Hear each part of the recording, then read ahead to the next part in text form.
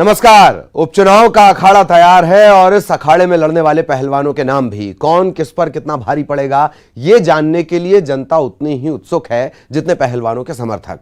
सबको पता है कि अखाड़े में वही पहलवान जीतेगा जिसे जनता यानी वोटर्स का साथ मिलेगा, और यही वजह है कि वोटर्स को अपने पक्ष में करने के लिए हर किस्म के दांव पेंच अपनाए जा रहे हैं, हर तरकीब लगाई जा रही है। कोई कुछ वादे करके रिझा रहा है तो कोई अपने किए कामों की फहरिस्त गिना रहा है, और जनता यानी वोटर्स मजे ले रही है। उसे पता है कि इस अखाड़े में पहलवान का दम उसके वोट में है, और वो चाहे तो उन्हें वोट देकर जीत का सेहरा पहना सकते हैं या चोट देकर अखाड़े से बाहर कर सकते हैं। तो आइए शुरू करते हैं 28 का अखाड़ा।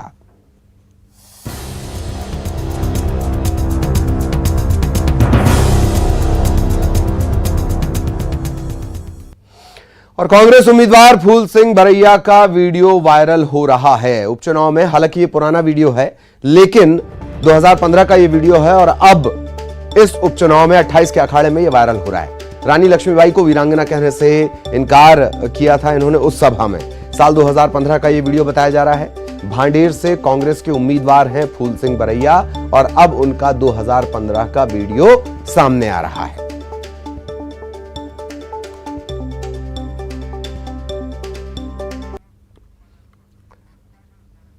खूब लड़ी मर्दानी हुए तो झांसी वाली रानी है, बुंदे ले हर बोलों के मुंह हमने सुनी कहानी। सुनिए ही है, ये तो लिखी भी नहीं, काय को सुनते हो तुम। अब युद्ध का मैदान कहां था? झांसी। और मरी आत्महत्या करके ग्वालियर में। वीरांगना उसी को कहते हैं युद्ध के मैदान में मरे। युद्ध का मैदान झांसी में था, मरी थी लक्ष्मीबाई ग्वालियर में आत्महत्या करके। आत्महत्या करने वाले को वीरांगना कभी कहा? तो फिर रोज 10 लड़कियां आत्महत्या कर रही हैं, इनको भी लिखो वीरांगना है जी। ठीक है, दिमाग से सोचिए आप, लिखी हुई और सुनी हुई बातें मत करिए। कौन लड़ा था मालूम है? इसके बारे में पढ़िए। झलकारी बाई कोरन हमारी बहन लड़ी थी झांसी में, और ये तो बच्चे को लेकर के निकल करके भाग रही थी। ये लड़ी नहीं है, लक्ष्मीबाई 1 मिनट नहीं लड़ी। और क्या लिख दिया? खूब लड़ी मर्दानी। ओ हो। और इधर बरैया के वीडियो पर अब सियासत भी तेज हो चली है। बीजेपी ने निशाना साधा है। कांग्रेस अपनी स्थिति साफ करे, यह कहना है बीजेपी का। बीजेपी चाहती है कि कांग्रेस अपनी स्थिति साफ करे, क्योंकि अचानक से सिंधिया, ज्योतिरादित्य सिंधिया के साथ छोड़ने के बाद कांग्रेस का प्रेम वीरांगना लक्ष्मीबाई उनके प्रति बढ़ गया है, अगाध प्रेम, और उन्हें याद किया जा रहा है। उनकी प्रतिमाएं बनाने की बात की जा रही है। तो अब बीजेपी चाहती है कि कांग्रेस अपनी स्थिति साफ करे।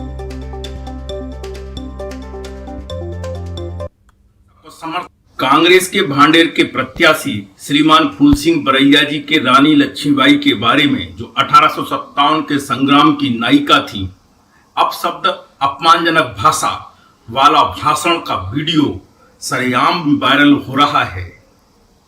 और एक मंच की सभा पर उनके ये उद्गार हैं। इन उद्गार के बारे में, इस विचार के बारे में पीसीसी अध्यक्ष श्रीमान कमलनाथ जी के क्या विचार हैं, कमलनाथ जी स्पष्ट करें। अभी ताजा लक्ष्मीबाई के प्रशंसक और समर्थक बनी कांग्रेस को अपने विचार इस वीडियो के बारे में, उनके विचारों के बारे में प्रकट करनी चाहिए। और सहयोगी शरद इस वक्त हमारे साथ जुड़े हुए, सीधा शरद के पास आपको लिए चलेंगे। शरद, फूल सिंह बरैया उन्होंने मौका दे दिया, या कहें कि ये मौका जनरेट कर दिया गया, कहां से वो पुराना 2015 का वीडियो आ गया? शरद। बिल्कुल, देखिए आपने सही कहा कि ये जो वीडियो वायरल हो रहा है उसको लेकर फूल सिंह बरैया जो भांडेर से कांग्रेस के प्रत्याशी हैं, एक बार फिर कटघरे में हैं। हालांकि ये वीडियो 2015 का है, तब वो कांग्रेस में नहीं थे, उस दौरान का वीडियो बताया जा रहा है।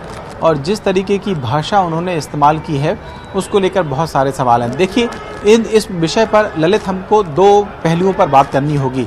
अगर 2015 की वीडियो जिस तरीके से रजनीश अग्रवाल कह रहे थे कि कांग्रेस को स्थिति स्पष्ट करनी चाहिए, तो 2015 का अगर कोई वीडियो ज्योतिरादित्य सिंधिया और उनके तमाम जो नेता आए हैं उनका निकाल लिया जाएगा तो फिर तो बीजेपी जवाब नहीं दे पाएगी। ये एक राजनीतिक पहलू है।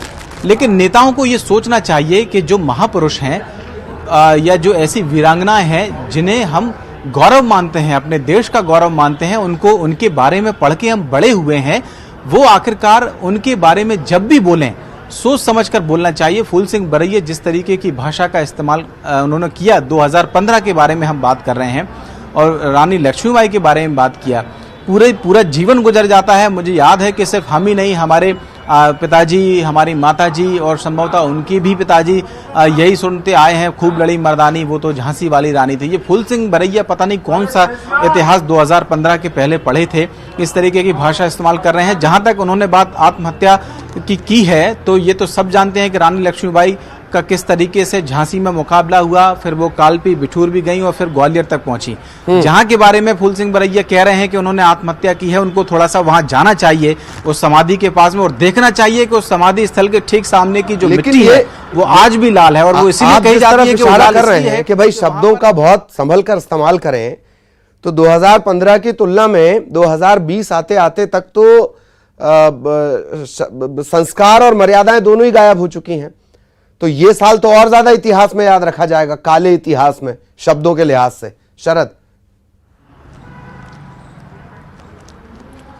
देखिए मैंने वही कहा है कि नेताओं के बयान हो सकते हैं, राजनीतिक तौर पर आप आरोप प्रत्यारोप लगाइए। बीजेपी कांग्रेस पे लगाती थी, सिंधिया पे लगाती थी, सिंधिया बीजेपी पे लगाते थे या कमलनाथ लगाते थे। राजनीतिक तौर पर आरोप प्रत्यारोप हो सकते हैं, पार्टियां तो बदली जाती हैं, कई बार बदली गई, कोई पहली बार तो राजनीतिक तौर पर इतिहास रहा नहीं है। लेकिन अब रानी लक्ष्मीबाई तो स्पष्टीकरण देने नहीं आएंगी ना अपने बारे में फूल सिंह बरैया को, कि उनके बारे में उनको क्या बोलना है और क्या नहीं बोलना है। जो स्थापित सत्य है, जो हम पढ़ रहे हैं, जो इतिहास है हमारा, उसको झुठलाकर आप अपनी राजनीतिक रोटियां सेकने के लिए मंच पे खड़े होकर कुछ भी बोल देंगे।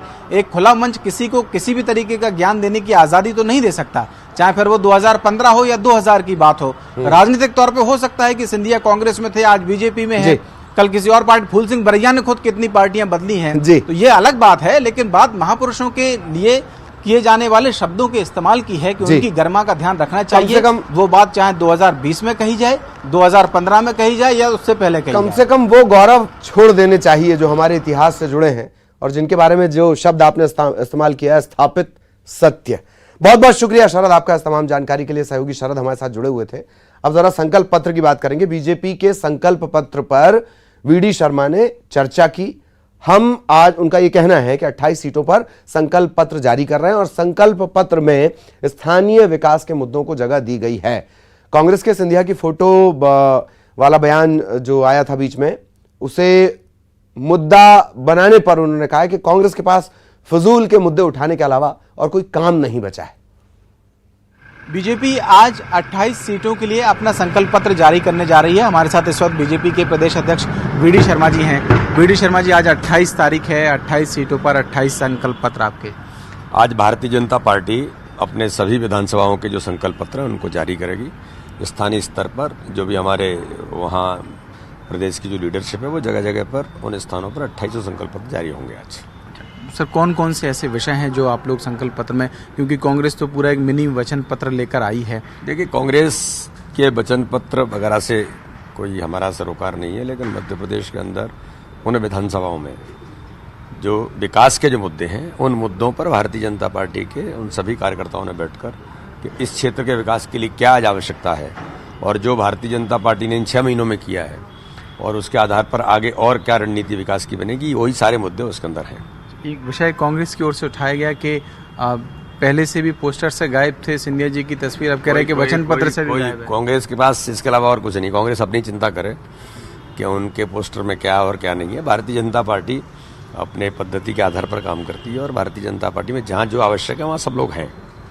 एक और आचार्य प्रमोद कृष्णन है, उन्होंने कल मुख्यमंत्री शिवराज सिंह चौहान को कहा कि वो ऐसे मामा हैं जो तीनों का मेल है, शकुनी मारी। देखिए, ये सारे मुद्दों से 15 महीने के कांग्रेस के कार्यकाल के जवाब से भटकने के लिए, क्योंकि 15 महीने के समय को बता नहीं सकते कि इन्होंने क्या किया है। 15 महीने में जो दुर्गति की मध्य प्रदेश की, जिसके कारण से इनकी सरकार गिरी, जो धोखा दिया, जिस प्रकार से गरीब कल्याण की योजनाएं बंद करके अपने गरीबों का हक छीना, ऐसे एक नहीं कई मुद्दे हैं। उन सारे मुद्दों पर विकास के नाम पर आपने एक स्टोन कहीं पूरे मध्य प्रदेश के अंदर नहीं लगाया, ना आपने कोई काम किया। तो ये जनता को जवाब नहीं देना पड़े, तो इसलिए इस प्रकार के अनर्गल, झूठे और ऐसे आरोप लगाना जिससे इन पर बहस हो और हम केवल बेकाऊ टिकाऊ की बात करते रहें जिसका कोई आधार नहीं है। तो केवल झूठ के आधार पर चुनाव नहीं हो सकता। मध्य प्रदेश की जनता विकास के मुद्दे पर, नेतृत्व के मुद्दे पर जानती है और वो आगे बढ़ रही है।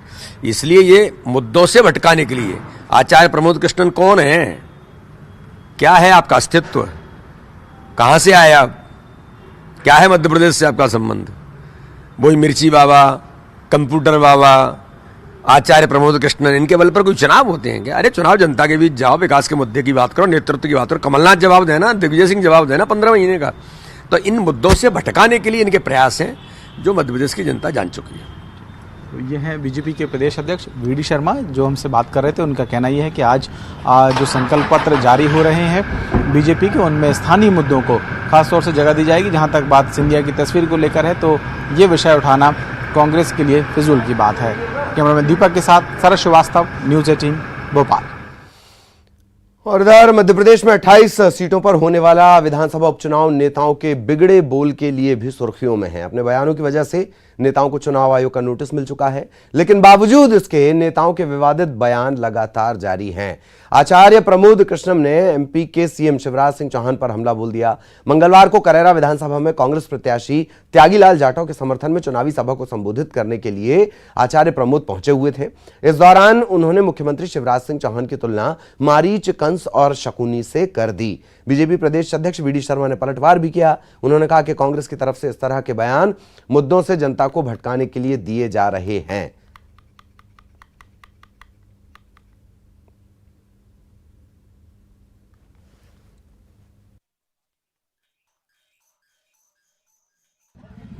तीन तरह के मामाओं का जिक्र है। त्रेता युग में पहला मामा हुआ मारीच, जिसने सीता माता के हरण के लिए प्रपंच रचा था। त्रेता युग में हुआ मारीच। द्वापर के प्रारंभ में हुआ कंस मामा, जिसने अपनी सगी बहन देवकी के तमाम बच्चों का वध इसलिए किया कि उसकी कुर्सी सलामत रहे। और तीसरा मामा हुआ महाभारत के दौर में शकुनी, जिसने छल और प्रपंच से पांडवों को बर्बाद करने का षड्यंत्र रचा था। लेकिन आज जौरा की पवित्र भूमि को नमन करते हुए, पवित्र मंच को प्रणाम करते हुए, चंबल की माटी को माथे पे लगाते हुए यह ऐलान के साथ कहना चाहता हूं कि अगर इन तीनों प्रपंची मामाओं को मिला दिया जाए तो एक मामा बनता है शिवराज। आचार्य प्रमोद कृष्णन कौन है, क्या है आपका अस्तित्व, कहां से आए आप, क्या है मध्य प्रदेश से आपका संबंध, वही मिर्ची बाबा, कंप्यूटर बाबा, आचार्य प्रमोद कृष्णन, इनके बल पर कोई चुनाव होते हैं क्या? अरे चुनाव जनता के बीच जाओ, विकास के मुद्दे की बात करो, नेतृत्व की बात करो। कमलनाथ जवाब देना, दिग्विजय सिंह जवाब देना 15 महीने का। तो इन मुद्दों से भटकाने के लिए इनके प्रयास हैं जो मध्य प्रदेश की जनता जान चुकी है। आचार्य प्रमोद कृष्णन जी धार्मिक व्यक्ति हैं। अब वो जिस तरह की बात करेंगे वो धर्म आधारित उदाहरणों पर ही बात करेंगे। मध्य प्रदेश में भारतीय जनता पार्टी ने अधर्म, अनीति के रास्ते पे चलकर सरकार बनाई है। अब ऐसे में आचार्य प्रमोद कृष्णन जी किस तरह के उदाहरण दे सकते हैं, वही उन्होंने रखे हैं। इसलिए भाजपा के नेताओं को इस तरह से बौखलाना नहीं चाहिए। प्रदेश की जनता भी समझ रही है कि भाजपा ने किस तरह का महापाप करके लोकतंत्र की हत्या करके सरकार बनाई है। सांवेर उपचुनाव में मतदान से पहले एक बार फिर ईवीएम पर सवाल खड़े होने लगे हैं। कांग्रेस ने ईवीएम की कमिश्निंग प्रक्रिया में गड़बड़ी की आशंका जताते हुए केंद्रीय चुनाव आयोग से शिकायत की है। कांग्रेस के प्रत्याशी प्रेमचंद गुड्डू की माने तो उपचुनाव की प्रक्रिया में नियमों को तोड़ा जा रहा है और जिला प्रशासन के अधिकारियों की शय पर गड़बड़ी को अंजाम देने की कोशिश की जा रही है। वहीं बीजेपी का यह कहना है कि कांग्रेस अधिकारियों पर बेवजह प्रेशर बना रही है। बीजेपी के प्रत्याशी तुलसी सिलावट ने साफ किया कि अधिकारियों को किसी तरह के दबाव में आने की जरूरत नहीं है। सांवेर उपचुनाव से पहले ईवीएम में गड़बड़ी की शिकायत और प्रेमचंद गुड्डू जो तुलसी सिलावट के सामने हैं, उनका यह कहना है कि सरकारी मशीनरी का बेजा इस्तेमाल किया जा रहा है। ईवीएम के मार्फत उन्होंने बात कही है।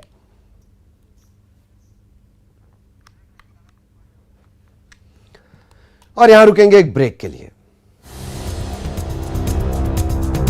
भोपाल से मिल रहा है। बीजेपी ने अपना संकल्प पत्र जारी कर दिया है और बीजेपी के संकल्प पत्र में मुफ्त कोरोना वैक्सीन का जिक्र है।